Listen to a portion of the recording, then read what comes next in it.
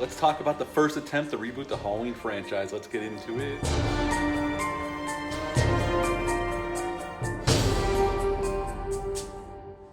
Hey, welcome back to my channel. Hope everyone's doing well out there. It's the middle of September. My Halloween decorations are going up. Once they're finished outside, I will have a video of my 2021 Halloween decorations, and I'm in the middle of my Halloween horror watching season that started way back in the beginning of August, although all year round is horror watching season. But last year I did say I was going to get to the Rob Zombie Halloween films. We were going to start off with the first one in this video, and I'm going to do the second one later in the week. I'm also going to review Malignant, James Wan's new horror film. Can't wait to watch that film. I'm excited about that because I love James Wan as a director. And going forward through October, rest of September and October, I'm going to do the original John Carpenter Halloween, the 2018 sequel reboot, directed by David Gordon Green, leading up to Halloween Kills, which I'm very excited for. I know they just announced it's going to debut on Peacock the same day it gets released in theaters, but hell no, I'm going to theaters to see that son of a bitch. But today we're going to talk about the first attempt to reboot the Halloween franchise. Now, after the disappointment of Halloween Resurrection, it did make some money at the box office, but fans generally didn't like that film. I don't like that film either. Got poor critical reception, although most of these films do. Dimension Films decided they were going to reboot the franchise, basically remake Halloween. Malika Akkad's father, Mustafa Akkad, who had shepherded all these films, had sadly passed away and got killed in a terrorist attack. So Malika Akkad and Dimensions went to Rob Zombie, coming off of Devil's Rejects, which I love Devil's Rejects, and asked him if he'd want to write and direct a remake of Halloween. Rob Zombie went to John Carpenter. John Carpenter said, go for it, man, make it your own. And Rob Zombie was off and running. And this film came out August 31st of 2007. I saw it opening weekend with friends of mine. Had a budget of $15 million, and upon release it made $58 in America and $80 million worldwide. So this was a huge hit for Dimensions, coming off of disappointing Resurrection totals.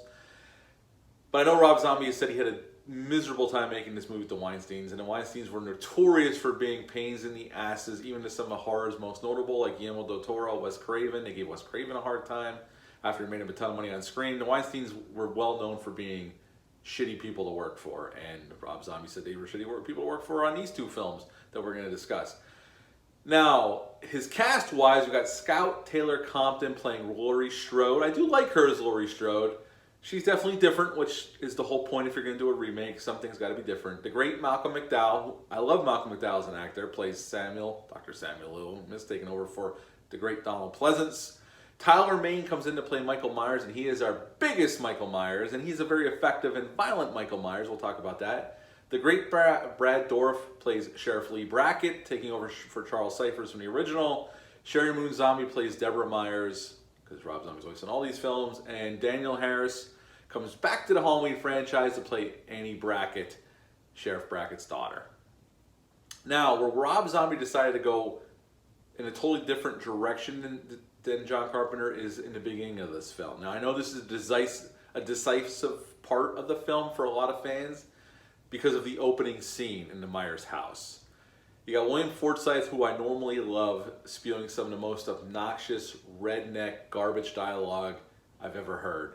Everybody is spewing some of the most awful dialogue I've ever heard. And I'm not a prude, and I curse all the time, but my God, some of the dialogue is awful in this opening scene.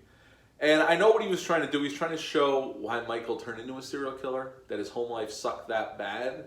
Now, his mother's very loving towards him. Now, everybody else, his sister is not very nice towards him, and Ronnie, William Forsythe's character, is just a complete asshole. So I know what Rob Zombie was trying to do here, where John Carpenter tried to make it more of a mystery. He's a supernatural, there's something supernaturally wrong with Michael Myers. He's evil incarnate. There's no reason for it, he just does it. And Rob Zombie tried to go in a different direction. So you gotta give him props for trying something a little different, taking a different direction. Although the boogeyman works best when we try not to explain him. I always felt that way, but let's go into it. So Halloween night, Michael's mom goes to the Rabbit in Red to strip for work. He's left with his sister, who goes upstairs, doesn't take him trick-or-treating with her boyfriend, have sex, and Ronnie passes out in the chair because he's a drunk prick. And Michael kills everybody in very gory, gruesome ways. Now before this, we already saw him kill a kid after school because he's bullied in school, because he's kind of a weird, quiet kid, but he kills animals, which, you know, is never good. Not a good sign for a young man when he grows up. And Michael gets arrested, gets committed to Smith's Grove Sanitarium, and that's where we're introduced to Dr. Samuel Loomis, played by Malcolm McDowell, and definitely a different Dr. Loomis. And that's fine, because I don't want the same thing. I don't want Malcolm McDowell playing it the same way, and he doesn't. He does it his own thing. I mean, he's loving and he's caring towards Michael during these hospital scenes, and I like the hospital scenes. I really do. Michael ends up killing a nurse. His mom, after some period of time, goes home and blows her brains out. His little baby sister gets adopted by the Strodes. This part of it is the same as John Carpenter's film. And then Michael breaks out of prison. Now, I'm reviewing the theatrical version. I own the Blu-ray with the theatrical version of Halloween 1 and 2. I own the director's cuts. I prefer the theatrical versions, though. I think the director's cut's going a little too long. And in this version, the theatrical version doesn't have that out-of-nowhere rape scene, which is unnecessary in this film. It's in the director's cut. I don't need to see that. It comes out of nowhere. There's no reason for it. But it changes up how Michael breaks out. In this one, you got Bill Moseley, Leslie as Easterbrook, Tom Towles as security, taking Michael, transferring him, and then he breaks the chains and kills them all. In the other one, these two orderlies, one played by Lou Temple, rapes this chick, and he kills them, and then he escapes. Danny Trejo's also in this film. There's a lot of horror notables. Dee Wallace is in this film. A lot of horror notable people. Richard Lynch plays the principal. He died, I think, shortly after this, unfortunately. Anyway, and then Michael escapes after he's an adult. He gets loose, and he goes back to Haddonfield, finds the mask, gets his old knife back, and he starts searching for his sister. Now, that's the other part where this differentiates from Carpenter's. Carpenter's in the first one, we don't know his relationship with Laurie Strode in the original film. We didn't learn that until the second film, and even Carpenter has said many times in interviews that he never liked that plot point, even though he wrote it. He said he was desperate to come up with something, a story for the sequel, and Star Wars was popular at the time, and Luke and Leia were sisters, and Darth Vader was their father, so he just went with the brother-sister angle, and he never liked that, but Rob Zombie embraces it here. We're introduced to Laurie Strode's friends, Daniel Harris, playing Annie Brackett, and whatnot. We're introduced to Sheriff Brackett. We set up the town, her parents, her stepmom's played by the great Dee Wallace. Michael comes back and with a vengeance starts killing people. So fast forward through the plot. The last part of the film is like a Cliff Notes version of Carpenter's original. We see Michael stalking Laurie in daylight, and then at night when she's babysitting and Annie's babysitting across the street and Linda's having sex with Bob at the old Myers house, Michael strikes and kills everybody except for Daniel Harris's character. She survives. In a gut-wrenching scene, Daniel Harris acts her ass off in this film and in the second one, which we'll talk about when we get to.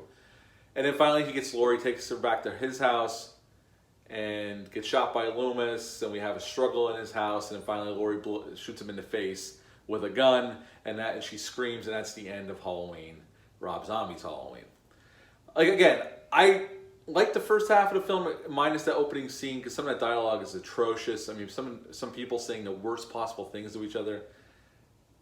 It just feels too much. Like, there's a way you could have done it and shown it in a way where it's not so over the top.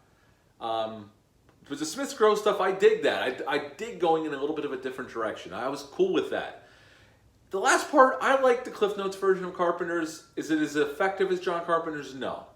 Tyler Mane makes a very effective Michael Myers. He's huge. I think he's a 6'8" or 6'9", so he's the biggest Michael Myers we've ever had. The kills are brutal, very violent in Rob Zombie fashion, coming off of Devil's Rejects and House of a Thousand Corpses. I like the camera work. There's definitely some great atmosphere, Halloween atmosphere here. I like the acting. I think Scout Taylor Compton's a pretty damn good Laurie Strode. I like Daniel Harris's Annie Brackett. Brad Dourif's great in this role, and he's even better in this sequel. And I like Malcolm McDowell as Dr. Loomis. Obviously, it's a way different Loomis, and he definitely goes in a way different direction in the sequel, as we'll talk about when we get to it. But I don't hate this film. I know this film can be divisive. I know a lot of people don't like Rob Zombie's films.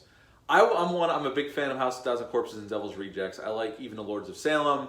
I like Three from Hell was okay. I like these two Halloween films, although the first one, this one is good. I enjoy it. I think it had a pretty good marketing campaign when it came out. I remember the trailer got me psyched for this film. I saw it opening weekend with a bunch of friends of mine. They came up to Boston to visit me and my wife, and we went to see the opening weekend. I enjoyed this film. Is it my favorite of Halloween franchise? No, it's not better than Carpenter's original. I wouldn't even say it's better than the sequel. It's better than some of the sequels down the line, like Resurrection, Part 5. I even think this is better than Part 6.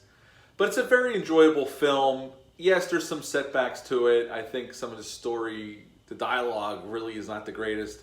I think some of the acting's pretty damn good. I think Tyler May makes a pretty damn good Michael Myers. Overall, it's an enjoyable film. I prefer the theatrical version. Again, like I said, the director's cut has that totally unnecessary rape scene in it.